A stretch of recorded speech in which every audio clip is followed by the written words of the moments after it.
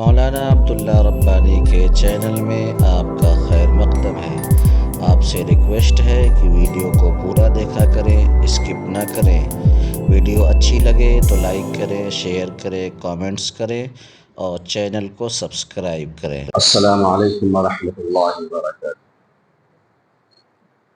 الحمد للہ وکفی وسلام علی عبادہ الذین اصطفی، اما بعد، اعوذ باللہ من الشیطان الرجیم، بسم اللہ الرحمن الرحیم۔ وَإِذِ ابْتَلَىٰ إِبْرَاهِيمَ رَبُّهُ بِكَلِمَاتٍ فَأَتَمَّهُنَّ، صدق اللہ العظیم۔ اللهم صل على محمد وعلى آل محمد كما صليت على إبراهيم وعلى آل إبراهيم إنك حميد مجيد، اللهم بارك على محمد وعلى آل محمد كما باركت على إبراهيم وعلى آل إبراهيم إنك حميد مجيد۔ محترم بزرگ اور دوستو، کے ایام چل رہے ہیں۔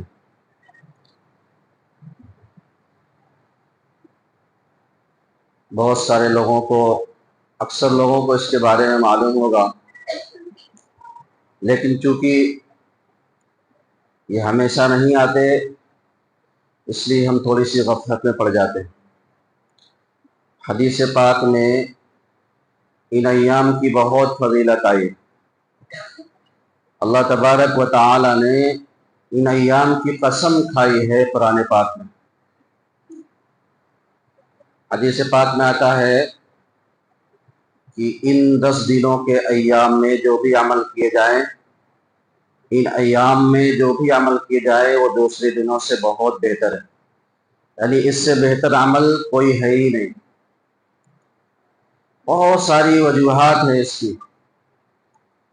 انہی ایام میں حج ہوتے ہیں، اور میں نے ابھی جو آیت تلاوت فرمائی ہے،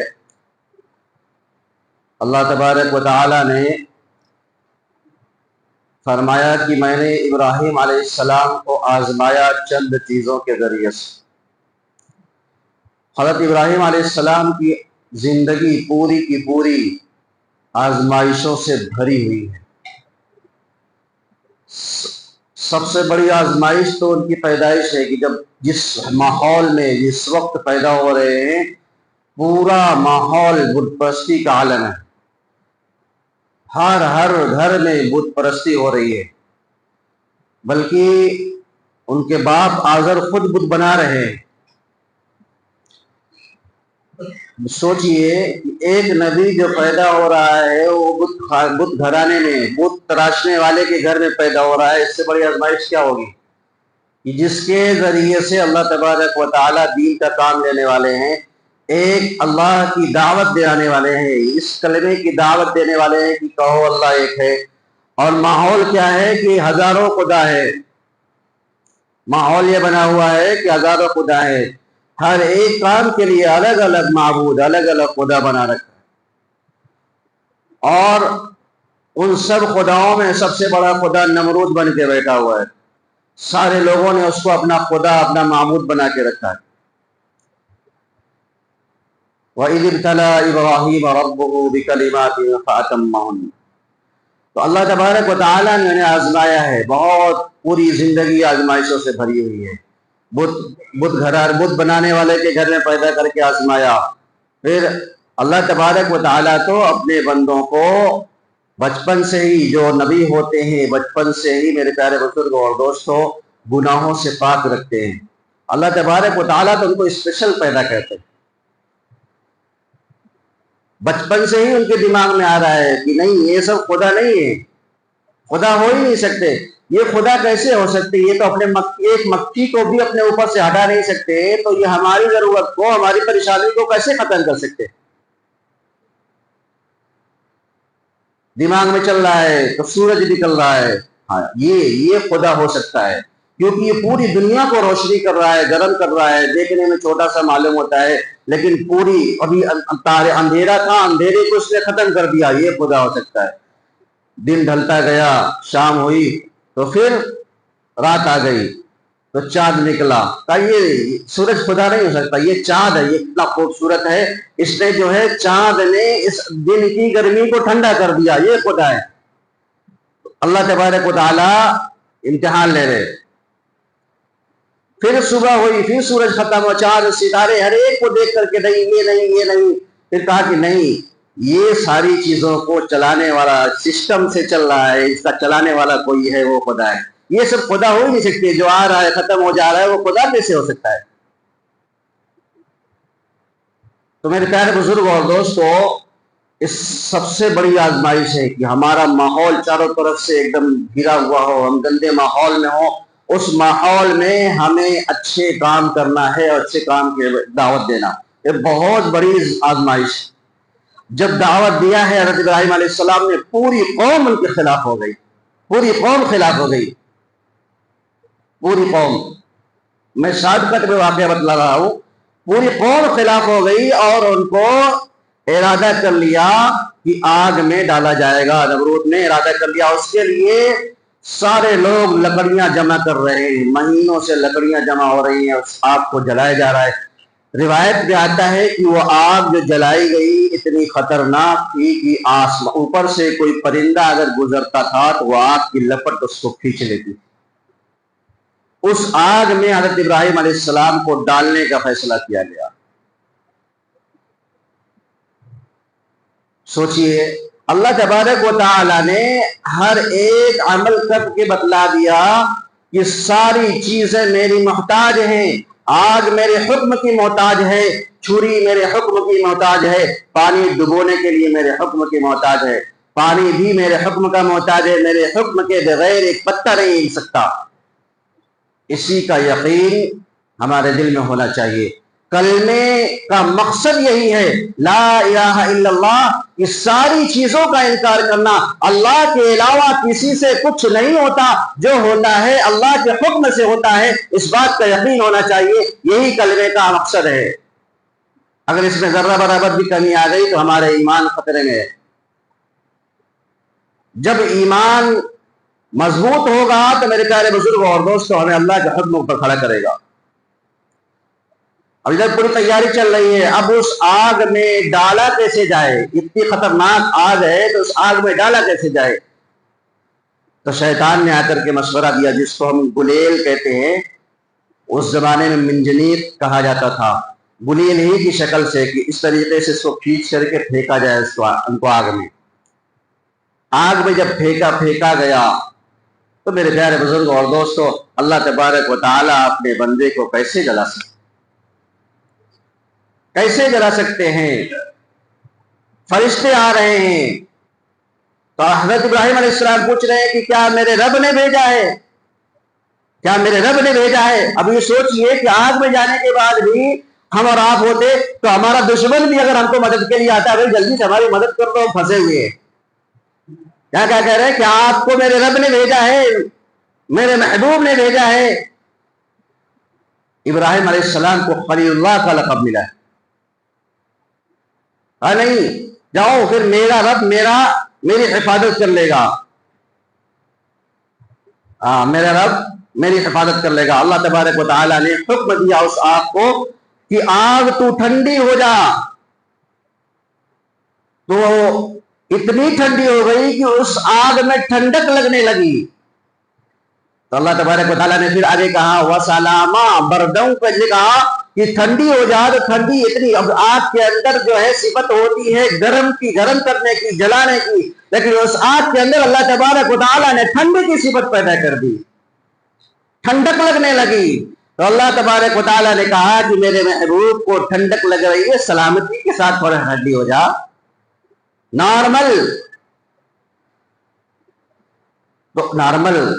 ہوئی وہ آگ. تو میرے پیارے بزرگ اور دوستوں، لوگوں نے دیکھا ہے تماشا کی اس وہی کہہ رہے ہیں کہ آج بھی ہو جو ابراہیم سا ایماں پیدا، آج بھی ہو جو ابراہیم سا ایماں پیدا، آگ بھی کر سکتی ہے انداز گلستہ پیدا. یعنی آج بھی ہمارے اندر ابراہیم علیہ السلام جیسا ایمان، ابراہیم علیہ السلام جیسی صفات ہمارے اندر ہو تو آگ، وہی آگ ہمارے لیے بھی گلستہ بن سکتی ہے، پھول بن سکتی ہے. یہ پورا مہینہ میرے پیارے بزرگ اور دوستوں قربانیوں سے بھرا ہوا ہے. ادھر اللہ تبارک و تعالیٰ نے انہیں آنکھ کے ذریعے سے آزمایا، پھر بیٹا دیا، بڑھاپے کی عمر میں بیٹے دے کر کے پھر اس پر آزمایا جس کے ابھی چند دنوں کے بعد عمل کریں گے، قربانی والا عمل۔ اللہ تبارک و تعالیٰ نے اس نے بھی آزمایا، بیٹا دینے کے بعد بھی آزمایا، کہا قربانی کرنے کا حکم ہو رہا ہے۔ حضرت ابراہیم علیہ السلام اس پہ بھی کھڑے اترے، اسماعیل علیہ السلام بھی کھڑے اترے، تو اللہ تبارک و تعالیٰ نے ان کی یاد میں قیامت تک کے لیے اس کو ہمارے لیے ضروری قرار دیا کہ جو صاحب نصاب ہوگا اس کے اوپر قربانی کرنا ضروری ہے۔ میں نے بتایا تھا کہ صاحب نصاب کس کو کہتے ہیں۔ اب یہاں پر تھوڑا سا میں ایک مسئلہ بتا دوں۔ ہمارے گھروں میں ایک بہت بڑا بگاڑ ہے کہ گھر میں ایک دو لوگ قربانی کر لیتے ہیں، باقی سب لوگ اگر صاحب نصاب ہیں، چند لوگ ہیں، 10 لوگ ہیں، 10 میں سے اگر 8 لوگ صاحب نصاب ہوتے ہیں تو گھر کا ایک ذمہ دار جو ہے قربانی کر لیتا ہے، کہتا ہے کہ امی نے تو قربانی کی ہے، ابو نے قربانی کر لی ہے۔ تو میرے پیارے بزرگ اور دوستو، ایسا نہیں ہوتا ہے، ایسا نہیں ہوتا ہے۔ جس کے پاس بھی نصاب کے بقدر مال ہوگا، جو صاحب نصاب ہوگا، ہر ایک کے اوپر الگ الگ سے قربانی ضروری ہوگی، ہر ایک کے اوپر۔ گھر میں 10 لوگ ہیں، 10 لوگ صاحب نصاب ہیں، تو 10 کے 10 کے اوپر قربانی ضروری ہے۔ یہ نہیں کہ بس ایک کر لیا، 10 کے لوگ ساتھ میں کھا لیے تو قربانی ہو گئی، سب کے اوپر قربانی ضروری ہے۔ یہاں پر ایک چیز اور ہے، ہمارے خاص طور سے یوپی میں، اعظم گڑھ میں اس میں بڑا گھپلہ ہوتا ہے۔ جو ہمارے گھروں میں بہویں آتی ہیں، ایک تو یہ ہے کہ وہ زیور اپنے مائکے سے لے کر کے آتی ہیں، ایک وہ زیورات جو ان کو سسرال سے ملتا ہے، یہاں سے ملتا ہے، لیکن اس میں بڑا گھپلہ چلتا ہے۔ قبضے میں رکھے رہتے ہیں ساس سسر اپنے، کہتے ہیں کہ بہو کا ہے، اپنی ملکیت میں لے کے رکھا ہے، اور کہتے ہیں جب زکوٰۃ نکالنے کی یا قربانی کرنے کی باری آتی ہے، کہتے ہیں وہ جانے، اس کا ہے، وہ جانے، ہم کہاں، ہم کیا کریں گے۔ میرے پیارے بزرگ اور دوستو، بات اچھی طرح سے سمجھ لیں۔ اگر مثال کے طور پر کسی کا طلاق ہوا، گاڑی کب پھنستی ہے؟ گاڑی کب پھنستی ہے؟ جب طلاق ہوتا ہے، تب جا کر کے اصلیت سمجھ میں آتی ہے کہ یہ زیور کس کی ملکیت میں تھا۔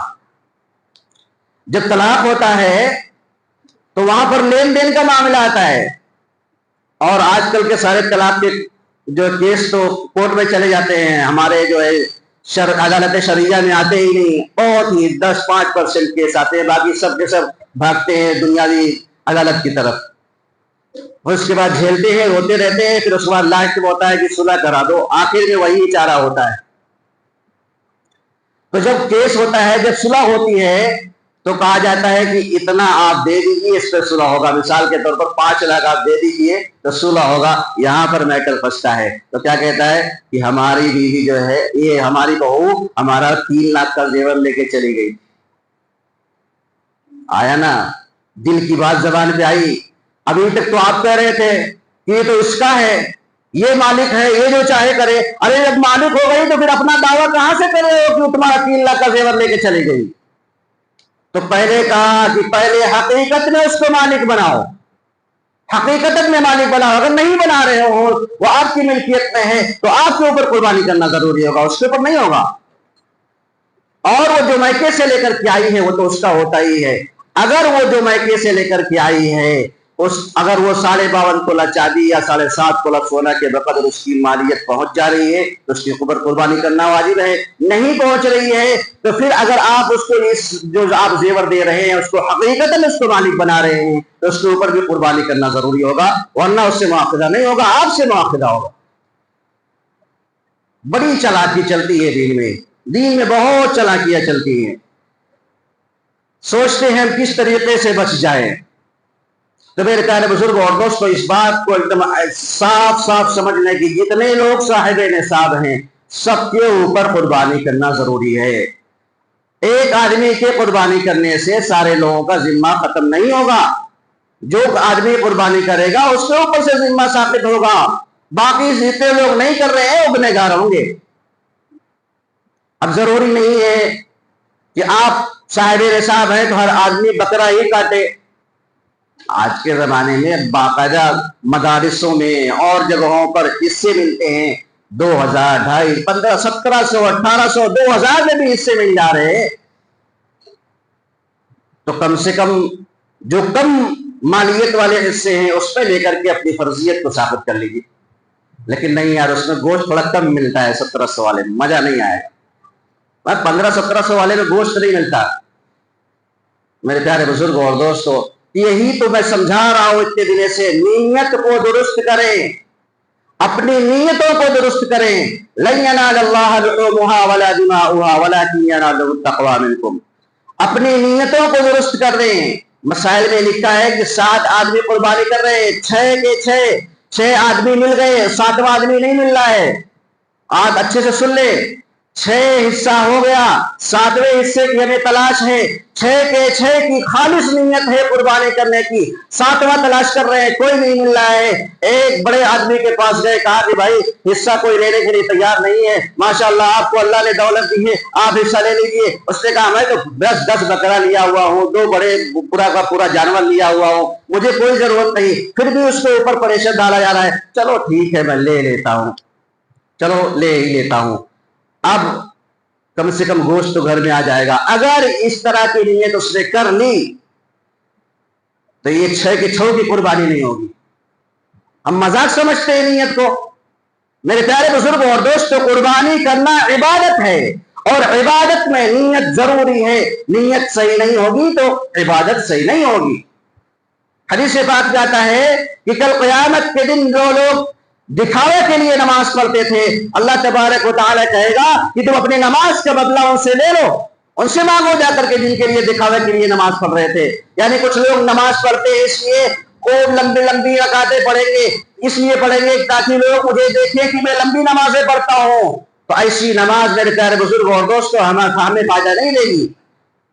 तो ये कुर्बानी करना भी एक इबादत है। इबादत में नीयत जरूरी है, हर एक की नीयत सही होनी चाहिए। जो चीज फ्री में मिलने वाला है उसके लिए अपनी नीयत को क्यों खराब कर रहे हैं? अपनी इबादत को खराब मत कीजिए। अल्लाह तबारक व तआला के लिए, खालिस अल्लाह तबारक व तआला के लिए। कुर्बानी कहते किसको है? कुर्बानी कहते हैं ज़बह करके गोश्त खाने को नहीं। कहते हैं कि उस अय्याम में, जिन अय्याम में अल्लाह तबारक व तआला ने कुर्बानी करने का हुक्म दिया है, उन अय्याम में खालिस अल्लाह तबारक व तआला के लिए, अल्लाह तबारक व तआला के खालिस अल्लाह तबारक व तआला के लिए कुर्बानी करना, इसको कहते हैं कुर्बानी। अल्लाह का हुक्म आ गया है ज़िबा करना, खून बहाना अल्लाह के रास्ते में, इसको कहते हैं कुर्बानी। कुर्बानी सिर्फ गला काटने का नाम और गोश्त खाने का नाम कुर्बानी नहीं है। इसलिए मेरे प्यारे बुजुर्ग और दोस्तों, अपनी इबादतों को सही करें और अच्छा जानवर खरीदें। देखिए अल्लाह तबारक व तआला, अगर हमें कोई खराब चीज दी जाए तो हम पसंद नहीं करते, तो फिर अल्लाह तबारक व तआला कैसे पसंद करेंगे? अच्छा जानवर, ये नहीं कि बहुत आला एकदम जो है 50,000 वाला बकरा खरीदे इस पर। और बहुत सारा देखिए अभी मंडी लगी हुई है, इस बकरे पे अल्लाह लिखा हुआ है, किसी पे मोहम्मद लिखा हुआ है, इससे नाम डिमांड बढ़ जाती है। लोग नाम के लिए, शोहरत के लिए कि मैं ले, तब 5 लाख का बकरा, 10 लाख का बकरा होता है। 5 लाख 10 लाख का बकरा होता है कहीं पे? कौन सी नस्ल का बकरा होगा 5 लाख 10 लाख का? तो लोग अपनी दिखलावे के लिए, कुर्बानी के लिए इस बकरे को खरीदते हैं। ऐसा ना हो। हमें जो है सही तंदुरुस्त बकरा खरीदना है, तंदुरुस्त जानवर खरीदना है। और कुर्बानी करने में इस बात का ख्याल रखें कि जानवर को तकलीफ न पहुंचे, जानवर को तकलीफ ना पहुंचे। बड़े जानवर में अक्सर एक बात होती है, लोग उसको बेमरवती के साथ गिराते हैं और उस पर 10-20 लोग चढ़ जाते हैं, बेमुरवत उसको ज़बह करते हैं। ये भी सही नहीं है। और दूसरी चीज ये है कि अक्सर जो है कसाई के यहाँ जो बड़े जानवर की कुर्बानी होती है, कसाई बहुत ही इसमें जो है ज्यादती करते हैं। अभी गले पर छुरी चली रही तब तक जो है इसके कलेजे पे छुरी मार देते हैं और पूरा का पूरा खून रुक जाता है, फौरन जानवर ठंडा हो जाता है। तो हम इस बात का ख्याल करें कि जब भी जानवर ज़िबा हो रहा है तो हम कसाई को मना करें कि ये जो गला उसका कट रहा है, थोड़ी देर उसको हाथ पैर चलाने दें ताकि जो फासिद खून है वो बाहर निकल जाए। वो क्या करते हैं, जल्दी से जानवर ठंडा हो जाए। अभी गले का, जैसे मौलवी साहब लोग छुरी चलाते, लो हमको दो, लिए मार देते कलेजे में फटाक से, वो खून रुक जाता है। ये सारी चीजें मेरे प्यारे बुजुर्ग और दोस्तों, हम मसाइल को सीखें। बारीक बारीक मसले होते हैं। जब हम जानवर खरीद रहे हों तो हम इस बात का ख्याल करते हुए खरीदें कि ये जो बकरा है 1 साल का होना जरूरी है। 1 साल का होना जरूरी है। 1-2 दिन भी 1 साल में कम हो गया तो हमारी कुर्बानी सही नहीं होगी, और बड़े जानवर का 2 साल का होना जरूरी है। तो ये सब चीजों का हम ध्यान दें। गए देखे खूब तंदुरुस्त बकरा है, पता नहीं लगाया कि 1 साल का है कि नहीं है, बस उठा लाए तो कुर्बानी नहीं होगी। पूरी तहकीक के साथ 1 साल का है या नहीं है उसके और दूसरे लोगों से पता करें, जो माहिर हैं दांत दे करके पता लगा लेते हैं, उससे पता लगवा ले। तो ये सारी चीजों का ध्यान देते हुए कुर्बानी करें। अल्लाह तबारक व तआला हमें अमल की तौफीक अता फरमाए। और इन अय्याम में 9 ज़िलहिज्जा से 9 ज़िलहिज्जा की सुबह से लेकर 13 ज़िलहिज्जा की असर तक एक अमल होता है तकबीर तशरीफ पढ़ने का। हर नमाज के बाद अल्लाहु अकबर ला इलाहा इल्लल्लाह वल्लाहु अकबर वलिल्लाहिल हम्द, ये हर नमाज के बाद पढ़ना जरूरी है। हर आकिल बालिग के लिए, मर्द हो औरत हो, और एक के लिए, मर्द के लिए बुलंद आवाज से पढ़ना जरूरी है। अब यहाँ पर बुलंद आवाज का मतलब ये नहीं होता कि पूरा शोर मचा दे, एकदम तेज से पूरी इतनी ताकत हो लगा दे। अब यहाँ पर एक बात और मैं बता दूं, बुरा ना लगे, आमीन कहना, जो लोग आमीन कैसे कहते ना, मना नहीं कर रहा, उससे पहले भी बोला था, मैं फिर बोल रहा हूँ, मना नहीं कर रहा हूं मैं, आमीन कहें, बिल्कुल हदीस में है आमीन कहना। इस पे इख्तिलाफ है, कहीं कहते हैं आमीन कैसे कहना, कोई कहता नहीं कहना। तो जिसको जो समझ में आता है आमीन कैसे कहना चाहिए, बुलंद आवाज से कहना। इसका मतलब ये नहीं कि पूरी की पूरी ताकत झोंक दे उसमें, पूरे मस्जिद में शोर बर्पा हो जाए। आमीन बुलंद, जैसे एक होता है आमीन कह दिया, आमीन हो गया, ये भी इसको तेज आवाज से कहते हैं। अल्लाह अकबर कह दिया, अल्लाह अकबर चिल्ला रहे पूरा तेज से। तो ये सब चीजें गलत है। बुलंद आवाज से कहना है, जो हम नॉर्मल आवाज से कहते हैं थोड़ा सा बुलंद आवाज से कह ले। और औरतें इतनी आवाज से कहें कि उनको अपना खुद सुनाई दे दे। हर नमाज के बाद अलग से अपना आदमी नमाज पढ़ रहा है उसको भी कहना जरूरी है। जिसकी 1-2 रकात छूट गई है, बाद में अपनी नमाज पूरा करने के बाद वो भी बुलंद आवाज से कहे। इसमें शर्म महसूस करने वाली कोई बात नहीं है। और बाकी जो बातें समझ में आए बाद में पूछ सकते हैं। अल्लाह हमें अमल की तौफीक अता फरमाए। व आखिर दावाना अल्हम्दुलिल्लाह।